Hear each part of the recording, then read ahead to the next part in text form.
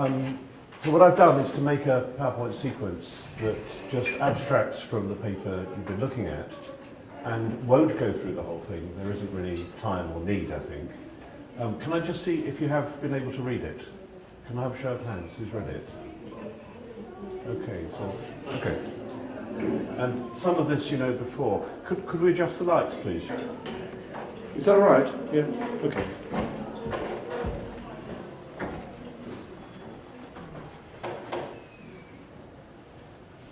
So, quite early in the paper then, I draw attention to the fact that, come in please, don't worry, the fact that, is it still too dark? Can you see this?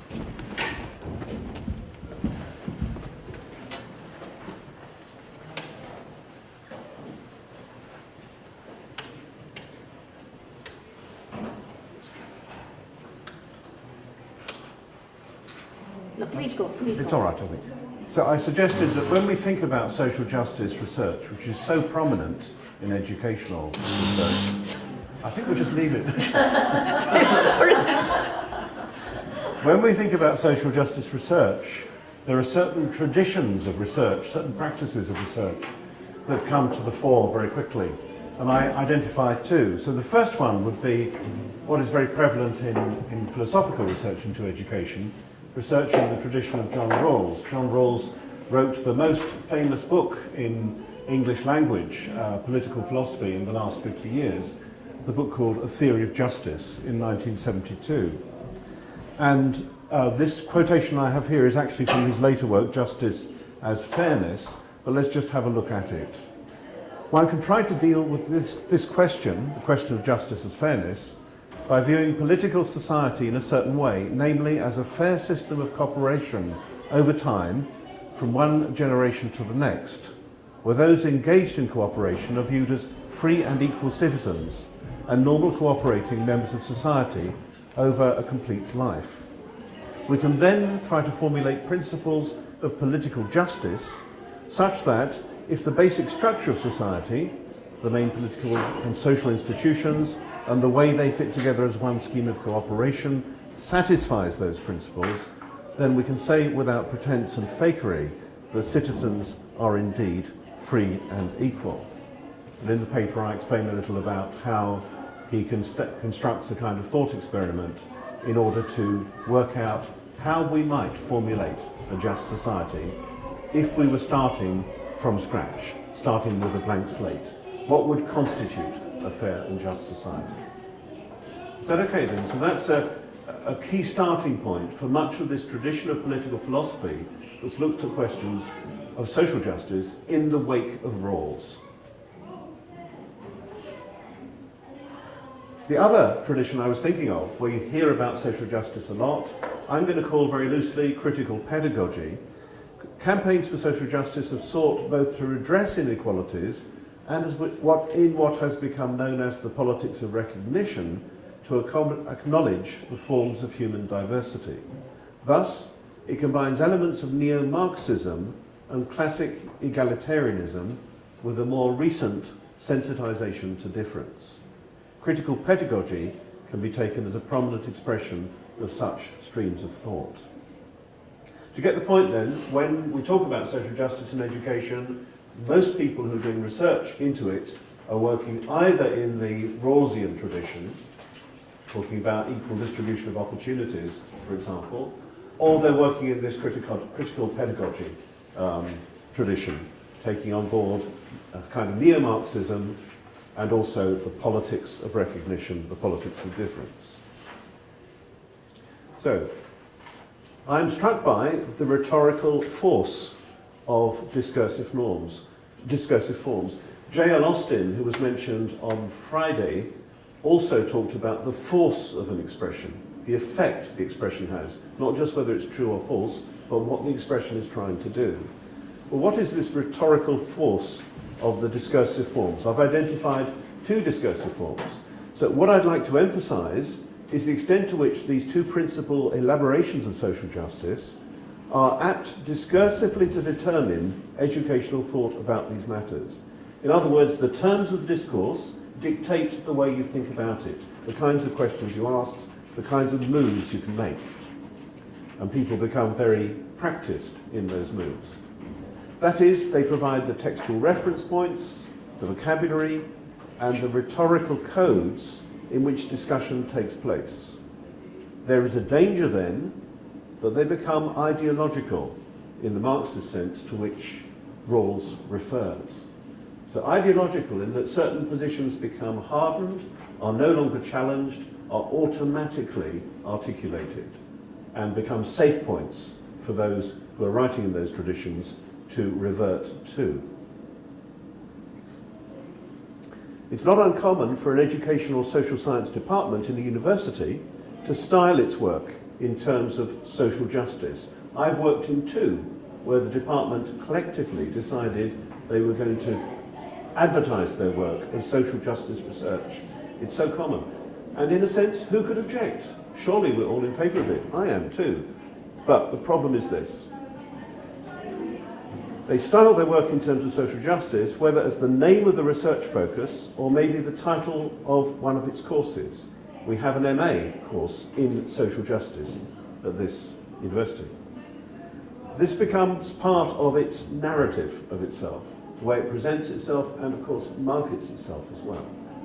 Today, as never before, departments are required to have a narrative to market themselves through websites and elsewhere.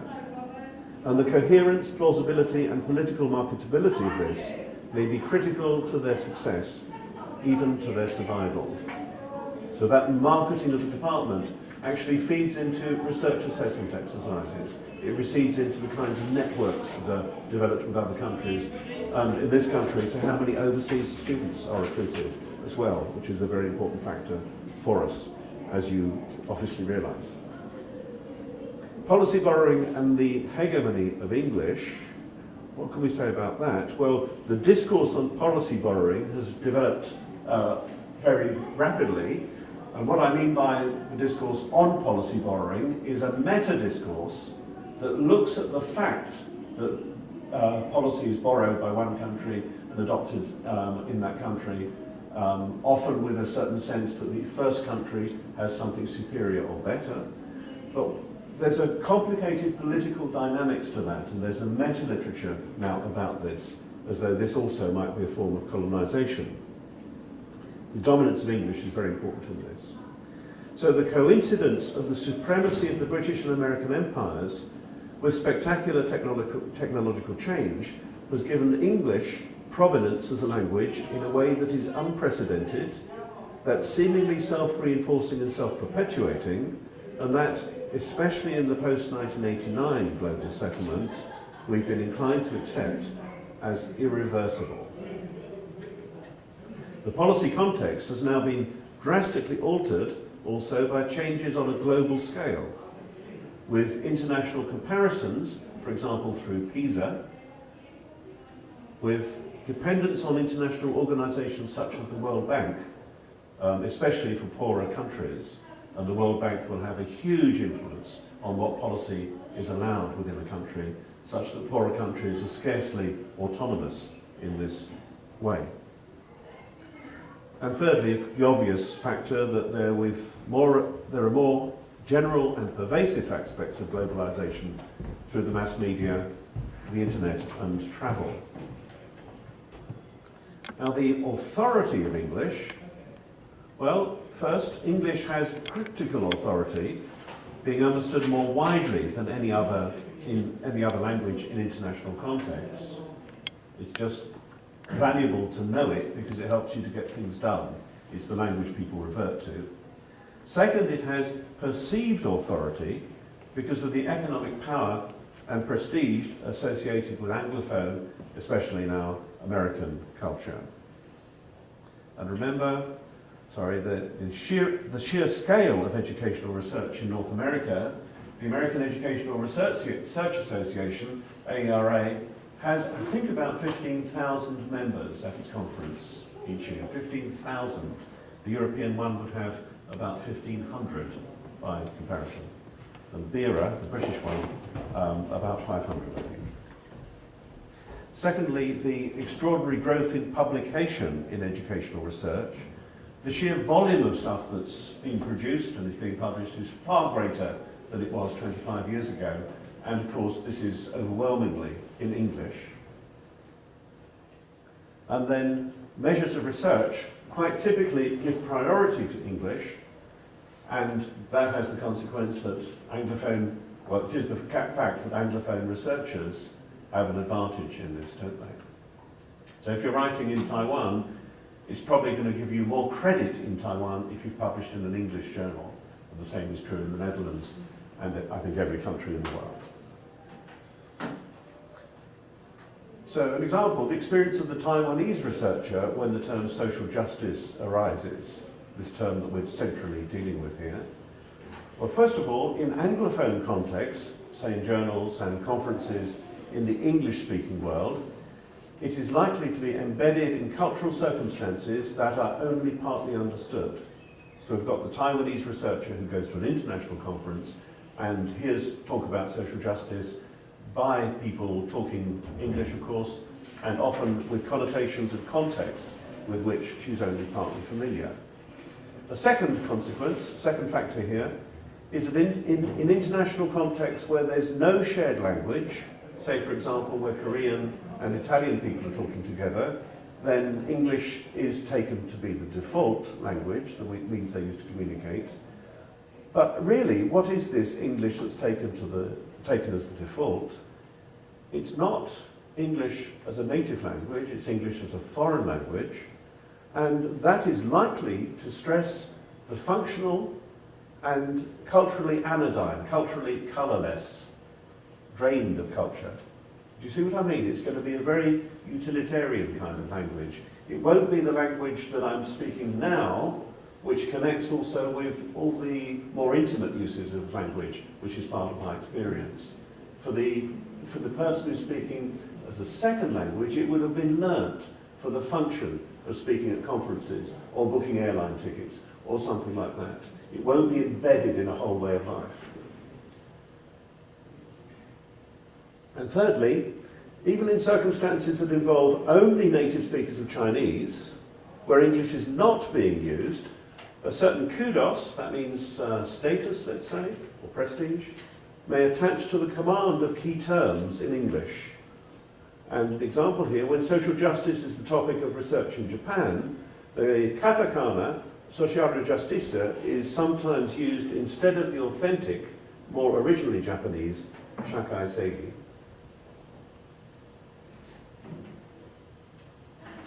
Where social justice is translated and a corresponding expression in Chinese is used, it's likely that the respective terms will have different connotations and different chains of association. You can see, I hope, how much this connects with what I started talking about on Friday morning, those chains of connection which are inevitably there for us, unlike the situation of the lion that hears a growl. So a Chinese person sensitive to these chains of association will experience a difference in, sorry, there's a cut in my text here. The point is that if the Chinese person is confronted by both the Chinese term and the English term, they will experience a difference between semantic fields. For the native speaker of English, encountering only the English term, this will not be so. In both cases, the presence and power of English will have its effects, totally and directly in the case of the English speaker, partially and indirectly in that of the Chinese. So the Chinese in this context is in the better position because they experience that difference. The monolingual person, I'm using that in the everyday sense, the monolingual person who speaks only English doesn't experience that difference. So it's a familiar point that languages divide up the world in different ways, but it is convenient, especially for English speakers, to play down its importance. Yes, we know Spanish speakers have different words from blue, but it doesn't really matter because we can all point to the chair and say it's blue. So the English person plays down the difference, and it's convenient to do that. And this leads to the complacent assumption that this is just a matter of translation, that translation's primarily a technical matter, and that differences between languages are just things we need to overcome, technical problems we need to overcome. And I'm sure you know that in the 19th century especially, there were fantasies of creating a world language, Volapük or Esperanto, which would overcome all these problems we have with translation. And some very intelligent people into the 20th century, probably now too, still think that would be an advance. If only we could get everyone to speak English, then all this complication will be done away with. I hope you can see from what I'm saying that I think, and the people I'm referring to, in the philosophers I'm quoting, also think this is an extremely dangerous prospect. So think of this idea that translation is just a technical problem. Think of it as a suppression of thought. And it's a suppression of thought of which the monolingual person may be unaware, the person who's speaking English all the time. Any questions so far? Excuse me. Well, what I want to head towards then is changing the subject. And much of what follows in this section is related to the work of Naoki Sakai. Naoki Sakai is probably late 60s now, and he works at the university in America where he's been for a long time and where he did his PhD. But he comes from Tokyo, and he had a career in business before he went into the academic world. He's written a lot about translation in the way that we've been considering it. So, one starting point for what he says is that the work of Tetsuro Suzuki. Now, Suzuki was writing in the first half of the 19th century, before Japan's opening, during its period of closure. And Suzuki was looking at foreign language learning. He was looking at how that was going on in Japan. And he understood such learning in terms of the acquisition of an ancient language of China or Japan. But the crucial thing for present purposes is that this process of learning a foreign language was understood in a quite different way from what we think of today normally. So today you might learn a foreign language because you want to get a taste of its literature, or more likely because you want to go abroad or study in that language or something like that. But under the circumstances that Suzuki was looking at it, those who undertook this process were motivated by and engaged in a practice that was very much different. So it was a matter of absorbing the textures of a social and political reality different from one's own.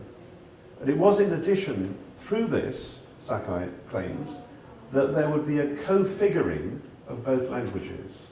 So neither you start to learn another language, and it, in a sense, in your participation, is changed in some sense, because you coming from outside cannot understand it or live it in exactly the same way as the person who's there already. You've got the point of comparison with your own language. But conversely, your own ways of thinking, your own sense of who you are, your own practices will change through the process. Right. Oh, that's wrong, isn't it? Sorry. So whereas the contemporary study of literature might be conceived in terms of, say, a literary critical approach, and a language might be studied for instrumental reasons, in Suzuki's account, learning is closer to the experience of the novice monk, where one becomes absorbed in the content and textual practices of the language in question, including its characteristic disciplining of the body, and one commits oneself or submits oneself to its ethos. Now, if I want to learn holiday Spanish, I might buy a Berlitz introductory textbook, and I might be reading it in bed, or while I'm sitting on the bus, or lying in the bath, who knows. I might do it in all sorts of different circumstances. Well, the TV's on maybe. But what I understand from this is that the whole practice of reading would involve sitting down in a particular way, attending to the book in a particular way, a certain context of silence and appropriate attention. That's why the connection with the novice monk is suggested. So Sakai takes this to be an ecstatic project. a project of moving away from and getting out of the self-same that the figure of a foreign language solicits me to venture into. It's a project of transforming me into that which is not familiar, rather than a project of returning to the authentic self.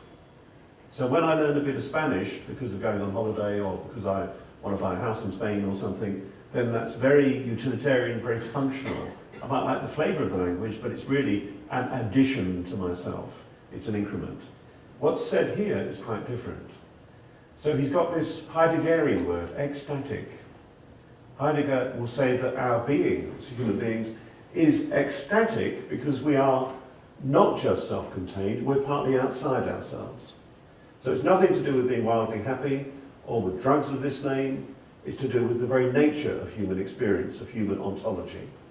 So the lion lying there in the sun is fully present in the moment, simply absorbed in where she is, let's say.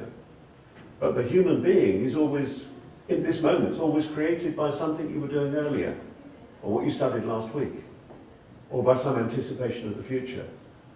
Moreover, we're not self-contained in that we're always related somehow or other to other people. Even the fact that we're using language means that we start from that circulation of signs that's already out there. So in a very real sense, I'm not static in myself, I'm ecstatic, ex, outside myself. So there's that gesture at the beginning of that quotation, and it's a project of moving away. Project, that's actually a Sartrean word, isn't it? A project of throwing forward. My being is not just self-contained like the lions, because I'm anticipating something that's coming next. There's always some future that I'm oriented towards. And Heidegger will say the future is prior to the present. Do you see that? Because how I think of the present is partly governed by this vision of the future that's already there, feeding back into the present. Project literally means thrown forward. Sorry about the coughing. And so I'm moving out of the self-same, and you asked me yesterday what ipse meant. Self-same is very close to that idea. Out of the self-same, which the figure of language, the foreign language, is soliciting me into. It's drawing me into, it's calling me forth. And it's a project of transforming me into what's not familiar. Again, it's ecstatic, not a project of returning to the same. The project of returning to the same really characterizes so much developmental psychology, because although there's a change, it's understood very often as a kind of incremental change, building up from some starting point, in the way that we understand biological change. Clearly there's an element of truth to that, but there is so much more going on in the human being. Hence, the encounter with the foreign language realizes a possibility of subjectivity on both fronts, the home language and the foreign language. And this is transformative in kind.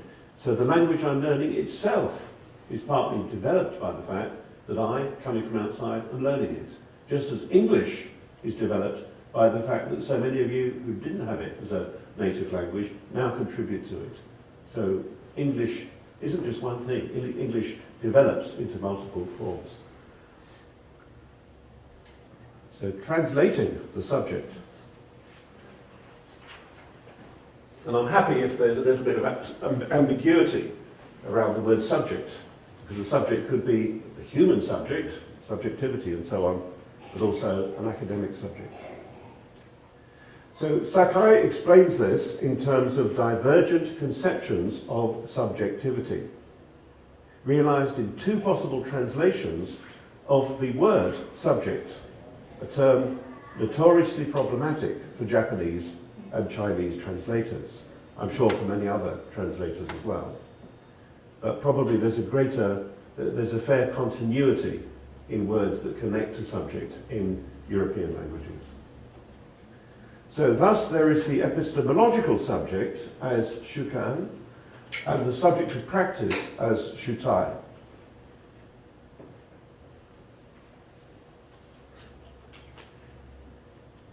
And the second Chinese character for shutai expresses something about the body, the sense of the body, the subject of praxis, Marx's subject, not the subject that's Descartes' subject, looking at the outside world and reflecting on it, but the engaged subject, the subject who is doing something. Can you explain better the difference between epistemological and Yes, I should probably start by repeating what I just said, which is that if you think of Descartes, then Descartes prompts the thought that there's a mind in here and all sorts of stuff out there. And how does the mind relate to the world? Well, I send a message, I pick up the bottle, and so on. So there's a detachment of mind and body. Now, of course, that lays the way for much thinking in Western thought in the next 400 years.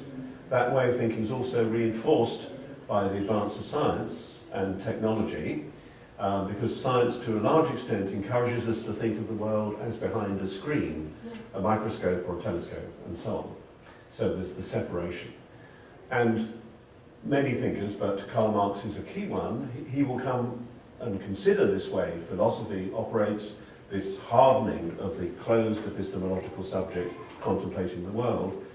And he says, well, wait a minute, it's not really as simple as that. If we look at human beings' experience, then a lot of what they do, including their most rich and most intelligent activity, involves doing something. And he adopts the Greek word praxis, engagement in practice.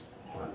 So, I was thinking about the Husserlian perspective, and this may create me a little bit, I didn't understand very well this distinction, because in some sense they are very near. Yes. I don't know if I explain what I want to say in this sense. Because epistemological subject for me means the way how we know. And the way how we know it means it's connected with praxis. Because I'm doing with my body, to my body, what I want to know. Okay. I mean, Husserl's very complicated because, Yeah. of course, he's not Cartesian. He's trying to do something different through a sort of phenomenology and considering the nature of experience.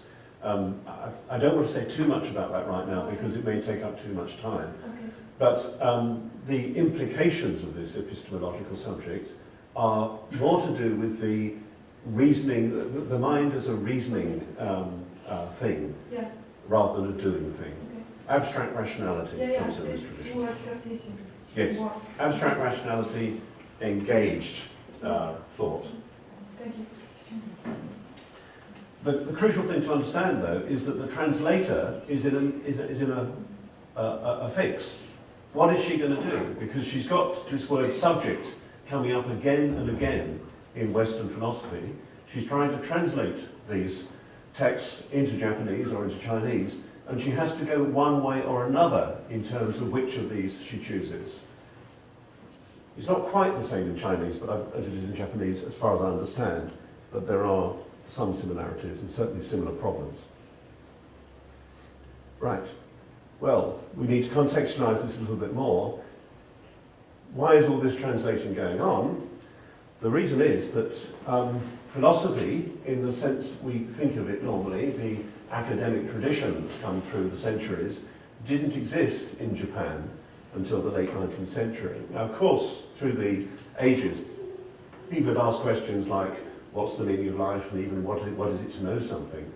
But they hadn't developed a tradition of thinking about these things in academic circumstances like universities at that stage. After 1868, with the opening of Japan to the outside world and the deliberate project of going out into the world to find out what was happening and bringing back some of that literature, some of those ideas, one of the things that came back was indeed philosophy. And Amane Nishi, in the late 19th century, created a name for it, Tetsugaku, and he gave Shukan more positive connotations by preserving it. He gave Shukan priority by choosing it to represent subject. Okay, so his choice of subject there excluded possible connotations in the European words that embraced both the epistemological subject and the subject of practice, and put the emphasis on epistemological subject. Does that make sense? So the translation's been crucial in shaping certain assumptions about what philosophy is. You can tell, I'm not just making this up, of course, because I'm following Naoki Sakai, And I've spoken about this in Japan and elsewhere. Sakai formulates a distinction then between what he calls the Shukan-teki technology, Shukan-like technology, and the Shutai technology, Shutai-teki, the Shutai-like technology. And by technology, he's not just thinking of computers and stuff like that. He's thinking about technology much more broadly in the Foucauldian terms of technologies of the self. In other words, the ways of speaking, the forms of discourse, and the structures of practice we have, which shape our idea of what the self is, or what subjectivity is. So the former expression, the epistemological one, the former expression connotes a more conventional conception of technology wherein the subject manipulates and transforms the object for a predetermined objective, while the latter conception, the praxis type one, suggests an understanding of technology as involving also the subject's manufacturing and production of itself.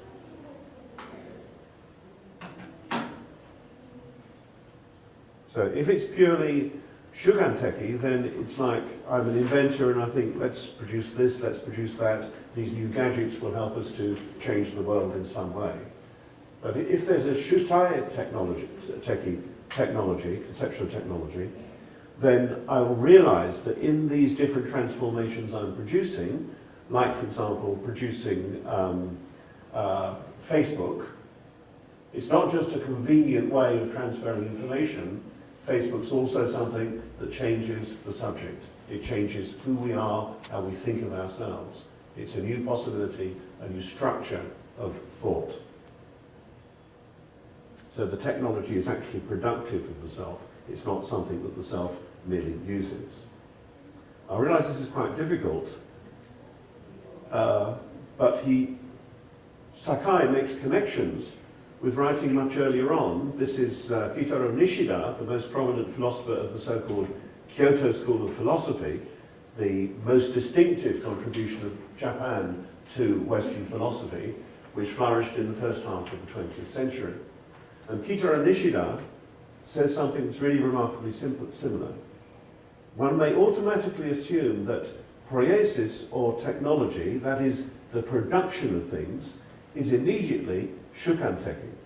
So we've got the inventor deciding on a machine or some other form of production, producing it, and it's all kind of rationally controlled. But what may appear simply technological, such as the building of a house, is perhaps only upon the relevant historical, is possible only upon the relevant historical substrata. Whereas what may appear unrelated to technology, such as language, must in fact be technologically constituted. It goes without saying that society cannot exist without language. Hence our dialogue here and now is already a historical manufacturing act. Let me pause, because I said to you, didn't I, that the words I'm saying now, the ones I said on Friday and the ones you said, were new productions in the world. However, minimally, the world was changed by that. 2 days ago, those things hadn't been said. So our words are part of what produces the world, and is therefore a matter of technology. Technology requires dexterity. You know what dexterity means? It's ability to manipulate and use things skillfully. So technology requires dexterity, but dexterity means the historical formation of the individual's habits. So on my analogy then, Facebook, the technology of Facebook, actually shapes our habits. It's part of our habit formation. And that's a historical thing of importance. However, the habits are not formed by the individual's subjective act in a kind of calculated way, like the epistemological subject is dominant. They are formed as historical manufacturing acts. Otherwise, we would never be able to manufacture anything by those habits. Our habits, therefore, are the habits of the historical world. Now, I know it's very dense, but the point is that these things we produce are events, new things in history, and they change the way the subject is. They change the way you and I are. They change possibilities for ourselves.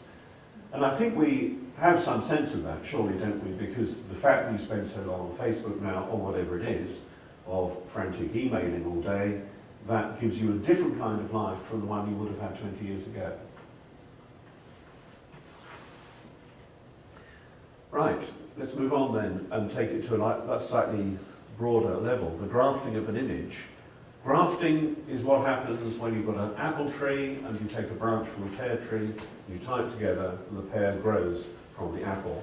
We also get skin grafts if we've had a car accident, for example, and been badly burned. While it may seem that shukan, the epistemological subject, is the mode of subjectivity of the West, and shutai, that sort of engagement in practice, Buddhist activities, care over gesture, manners, and so on, Sakai is eager to show that the Japanese are also shukanteki in their construction of the West. Thus, the interiority called Japan, in Tetsuro Watsuji's Anthropology from the 1930s and 1940s, ends up being thoroughly Western. There's an irony to this. The grafting of an image of Japan on Japan, determined by Western notions of identity. So the driving thing there is the notion of identity, and the notion of identity is not something that's there naturally for everybody. It's something that's constructed by the West. In the same way, subjects are apt to become shukan, epistemologically oriented, in confronting cultural difference, insofar as in this process the other is objectified. So the West objectifies the East in Orientalism, and then in the reverse process, the same thing happens. The West is objectified in a kind of Occidentalism. But the process of objectification in that way, of laying an identity on this other group, is itself a Western process, a Western notion of identity. To identify shutai as the defining characteristic of subjectivity in the East is ironically self-defeating, because you've turned this thing that's not a thing into a thing. So these are questions about what can be understood by identity itself. By shutai, therefore, Sakai continues, I like to suggest the impossibility of full saturation of any identity. Of course, I talked about the sign as unsaturated. He clearly is alluding to that idea. The impossibility of full saturation of any identity, and particularly of the agent of action, as well as an undecidability that underwrites the possibility of social and ethical action. The undecidability is that you can never know that what you're doing is right. You never know what these consequences will be, how something will be interpreted. There's always that risk, if you like, in action. It's never like a machine. Yet the shutai, the practically engaged subject, is not the agent of action possessing free choice, as it's understood in liberal humanism, because freedom is neither owned by it nor in it. So much Western thought, especially in the tradition of liberal humanism, has aimed at rational autonomy, thinking that as long as I can get the reasoning right, and assuming I've got some strength of will, then I can rationally work out what to do with my life, and then I will be free, as long as there aren't external constraints. But if what we were saying about language is right on Friday, my thinking is never so totally in my control as that would imply. My language is not merely an instrument at my disposal, but it's partly something that shapes me, as is Facebook, or all those other things I might use. So that Facebook, that the conditions of freedom are always something beyond my control. They're never something I could master or get an overview of fully. Sakai's resistance here, I think, is against the idea of freedom as either the possession of a subject or as internal to a self, to an ego. And the reason for this is that freedom is out there in the engagement of ethical action and with the absence of any final settlement. Plainly, the metaphysics implied by his remarks here is at odds with the assumption that pervade the Rawlsian discourse of rational choosers. And plainly then, this must have its bearings on bearing on ways in which social justice is conceived and realized. So we've seen that the problems faced by the translator in the face of the word subject, we've seen that, and inevitably in philosophy and social science, and not to mention practical politics, this is a peculiar, pivotal term. So the cross-cultural consequences of this translational problem should be plain enough. But in fact, this exemplifies a more general difficulty. The translator normally confronts a gap between meanings for which there is no ultimately satisfactory resolution. As a result, the translator experiences the space for judgment, precisely that space where there is no rule to resolve the difficulty she faces. There is then an inherent openness and absolution, lacking of solution, non-solution, in what she does. Thus, translation, as Sakai claims, is a shutai-teki technology par excellence. It involves the engaged practice, the subject in engaged practice, in a supreme way, par excellence. In this respect, this is something to which the monolingual person may be morally blind. It's easy for the monolingual person to think that there is an ultimate order, there is a set of rules, and we can plan it out according to that set of rules. So Sakai's term here has multiple senses, but at the same time it should indicate that the task she faces, the translator faces, cannot be understood in any simple logic of problem solving. And I choose problem solving there because that again is the way that so much of the discourse about critical thinking has developed. Critical thinking is about problem solving. If it's problem solving, you've got a very clear-cut problem and you need to take steps to its resolution. But the kind of thing the translator faces is far more open than that. It's breaking open to something further at every moment. And there won't be a solution as such. So the difficulty she faces is irreducible, although she must still exercise judgment and act. The fact that subjects become shukanteki in the objectification of the other, and that this can happen at an intercultural level, is amply evident in the familiar forms of Orientalism. The West makes the East into the exotic, the fascinating, the very beautiful sometimes, but it sort of fixes it like that. And this can happen at an intercultural level, and this is amply evident in the familiar forms of Orientalism. So Sakai exposes, in his account of Japan's response to the West, what might be called a corresponding Occidentalism, and it would seem that this reciprocates with the West in the process of co-figuring that Sakai describes.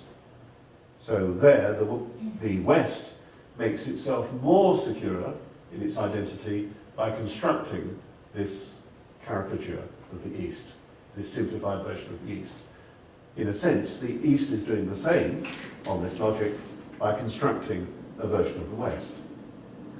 But, in my view, there remains a difference. The West's Orientalism is born out of a sense of superiority coupled to an ethnocentric universalist metaphysics. The European thought has assumed that it can speak for humanity as a whole. When Kant's writing, he thinks he's describing human being in its universal sense, and he's insensitive to difference in some ways. So while Japan has its own sense of superiority, even if this falters at times, there is a crucial difference in that its Occidentalism, its construction of the West, is not derived from an indigenous universalist metaphysics. Okay, so there is nothing indigenous to Japanese thought that has that universalist pretension that's found in the West. Now, of course, Occidentalism is not confined to Japan, and this latter point, I believe, applies to the manifestations of Occidentalism in other countries, other non-Western countries. Right, final point then, a graft upon a graft. So you know what a graft is. Imagine you've got the apple tree, then a pear growing off it, then a banana, how implausible, growing off that. Graft upon a graft. I confess that I do not know quite what to make of all this, if it's true, but it does strike me that whereas Orientalism may be a natural, though objectionable, outgrowth of Western ways of thinking, Occidentalism has the character of a double grafting. It's grafted on a borrowed notion of subjectivity and of the very idea of identity.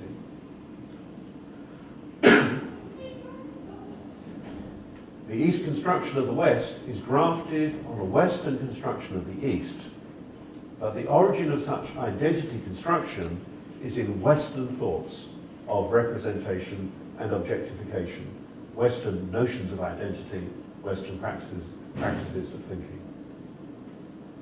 That's it. So I hope that deals with some of those difficult sections from the paper. What I go on to do is to come back to John Rawls and then contrast Rawls's emphasis on cooperation with Stanley Cavell's preoccupation with conversation, where the second syllable of conversation, VRS from vertere in Latin meaning turn, suggests something of the dynamics of talking to one another, where thoughts go off at tangents and something is bounced back in a surprising direction. And that idea of turning also has an echo of Plato's cave. You know, Plato's cave in the myth? The prisoners are looking at the cave, and to be educated they have to turn towards the light. So the idea of turning is there slightly. I'll explain that later, because I think most people are familiar, but perhaps one or two are not. Tell me if you don't know about that later. So Cavell thinks Rawls's politics is insufficient in this respect. Do you want to just share some thoughts about this now, just together? Just tell me how you've responded to this, and how it connects with what else you've been doing, maybe related to the films if you want to as well.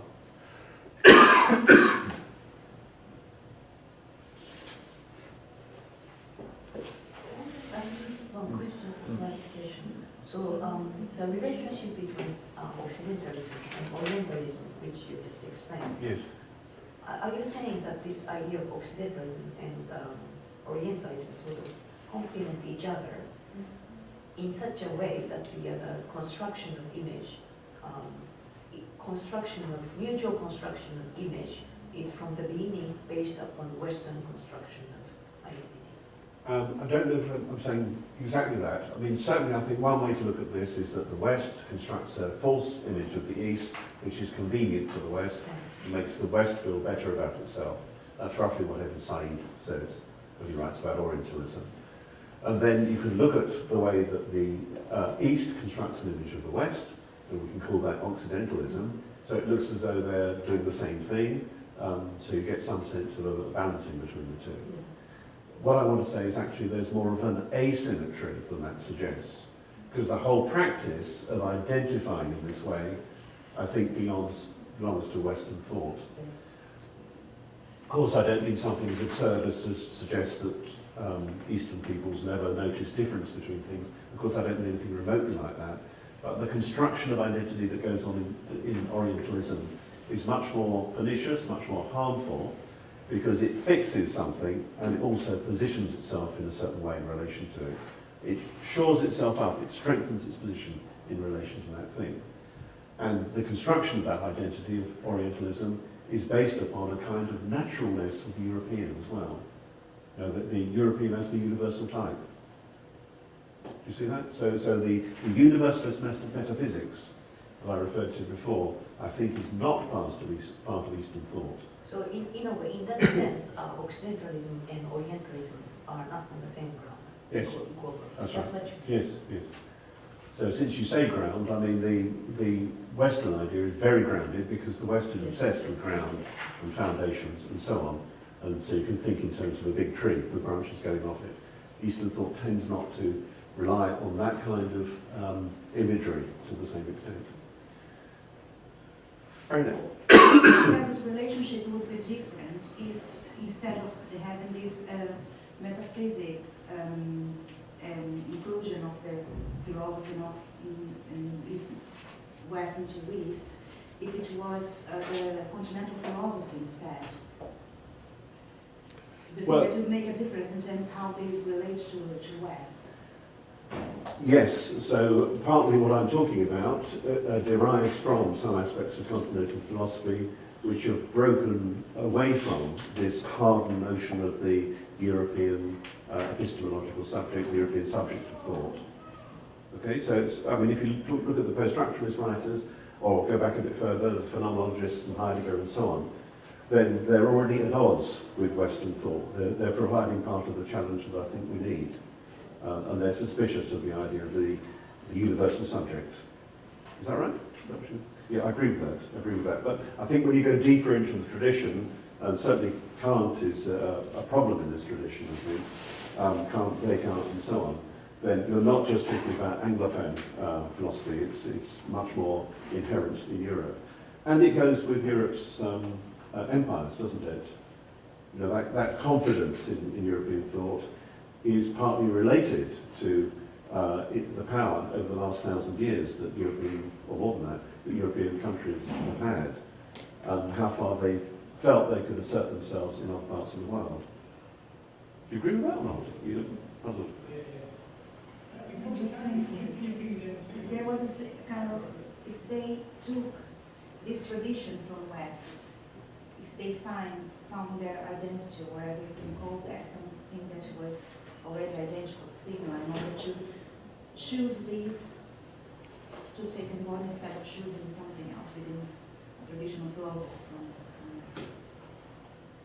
Yes, I mean, if you're talking about the choice of the word shutai, shukan, then of course I don't know exactly what Nishi was thinking when he did that.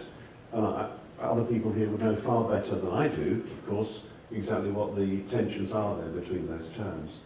But I don't suppose he would have thought things through at the level we're talking about here, because some of the things we're thinking just wouldn't have been available to thinkers in the 19th century. So what I'm trying to do a little bit is the kind of thing that Fanon does when he talks about the way that in post-colonial societies, the practices of the empire are repeated once the country gets independence. You know, the new people who come to the top behave like the British or the French had done before. So there are forms of imposition on those cultures which are much more surreptitious and difficult to discover than is apparent at first sight. You know, when independence comes, it's not a simple independence, it's always more complicated, as you know better than I do.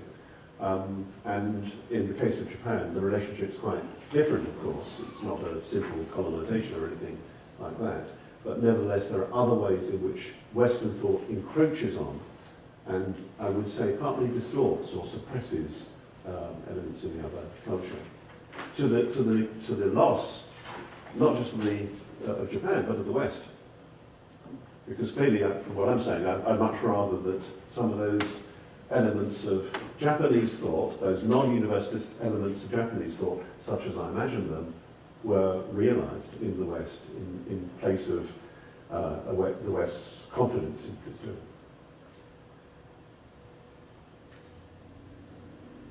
Yes, Jim?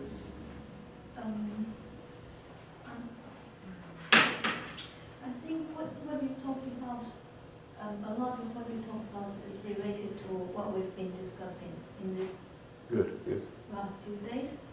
But you also brought in this paper particularly the issue of social justice. Yes. And in the last bit, particularly in a passage, one of the passage, yes. and I believe you share with this as well. So it says the issue is not whether there is a choice between the virtues of cooperation and of conversation. The issue is what their relation is, whether one of them discourages the other. Yes. And I think, as you said in your first section, roles, the concept of social justice in roles is more, emphasizes more on cooperation. and you kind of try to, through this discussion, you try to bring the idea of conversation. But if it's true, to some extent, one of them is going to probably it's going to discourage the other to some extent. Yeah. I wonder how much you want to say conversation, the concept of conversation can replace or Well, cooperation yes, if we talk about social justice. Yes. I think partly what you're saying is that cooperation colonizes conversation. So we start to think of all our actions in terms of the logic of cooperation as a rational means to sort through what we're doing so that we produce certain agreed outcomes. And I do indeed think that's the case. I think that conversation is under threat from this instrumental conception of what it is to talk and communicate with one another. Again, it goes back to the starting point of these 3 days, because I started off with that bad idea of what language was. There's person A and person B. She has an idea, she wants to convey it to this one. It's all understood very, very instrumentally and technically. And it loses sight of the vitality of conversation, where the words are out there and we don't quite know where they're going to go, because they do have all sorts of associations we aren't anticipating. When you have a talk with somebody over a cup of coffee, if it's a good talk, you don't know what it's going to be about. It's not like trying to sell somebody something or to do a deal, is it? Now just translate that into the classroom for a moment. And the well-made class, you know, the one that the inspectors or policymakers would like us to have in schools in this country, begins by 3 objectives being set on the whiteboard. And then the good teacher will efficiently lead the students to the realization of those objectives. Now, I'm not against having objectives. I'm in favour of some sort of planning about what you're going to do and being clear about the subject matter. But it's a really sad thing if that's all the class is doing. Because some of the best teaching and learning happens when people become absorbed in what's going on. And they get lost in what they're doing. Lost in a good sense. Lost can mean being absorbed. They get lost in translation, actually. They get lost in this process of ideas moving from this to that to something else. So in educational policy and practice and theorizations about teaching and learning, there is a colonization by notions of instrumental communication upon notions of conversation. Conversations being pushed to the side. Not just in classrooms in schools, in classrooms in universities, that's happening as well. So some students will come to an undergraduate course and they're listening out for what are the key points that they must repeat in the exam. So they don't pay too much attention to the others. As long as they can pick out those points, then they'll be sure to put them in their answers in the exam. And the marker has also been trained to follow the checklist of criteria and to tick the points as they come through.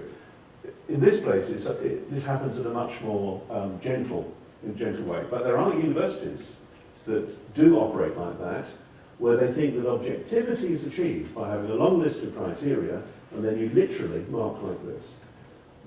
And I used to teach in Scotland at one time, as most of you know, and I was just a little bit involved with a Bachelor of Education course there. The students, when they did their written work, their essays, would only get either a pass or a fail. There were no grades.